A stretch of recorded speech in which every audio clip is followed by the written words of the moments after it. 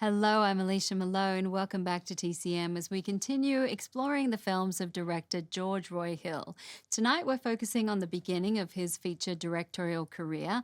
I was just joined by John Hill, George Roy Hill's son, to talk about his first film, and our next film is his second feature. From 1963, it's Toys in the Attic. The dark psychological tone of this drama sharply contrasts with Hill's lighter feature debut, Period of Adjustment, though both are products of the stage. Toys in the Attic features a screenplay by James Poe, who adapted the play by Lillian Hellman.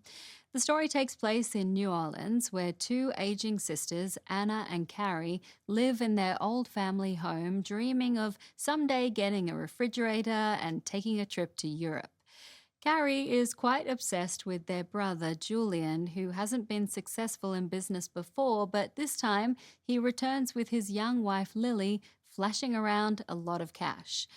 On Broadway, Julian's part was played by Jason Robards, who received a Tony nomination, but for the film, Dean Martin was cast in the role.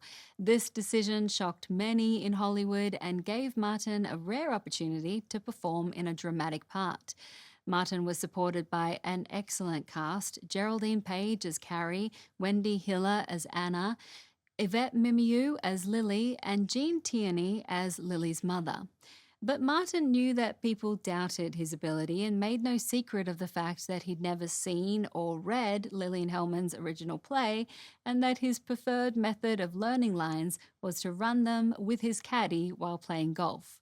George Roy Hill said Martin was, quote, frightened of the demands the film put on him, so relied on me a great deal.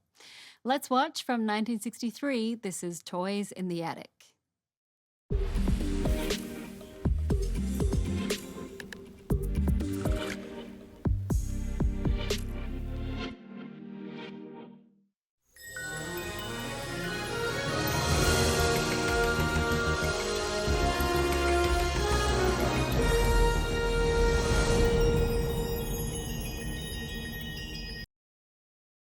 Toys in the Attic was not a commercial success when it was released in 1963, which producer Walter Mirisch attributed to the film coming at the end of a series of Southern-set psychological dramas.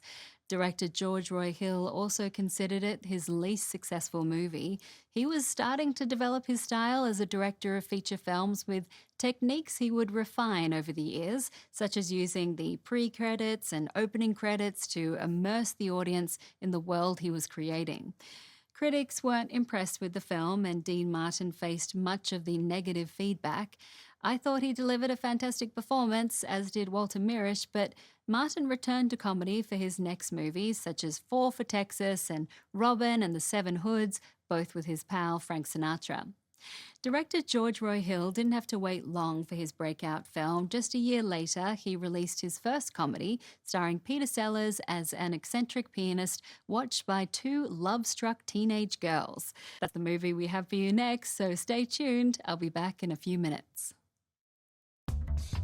Next on TCM, the world of Henry Orient, then Hawaii, and later Main Street After Dark. It's a ghost town on TCM tonight.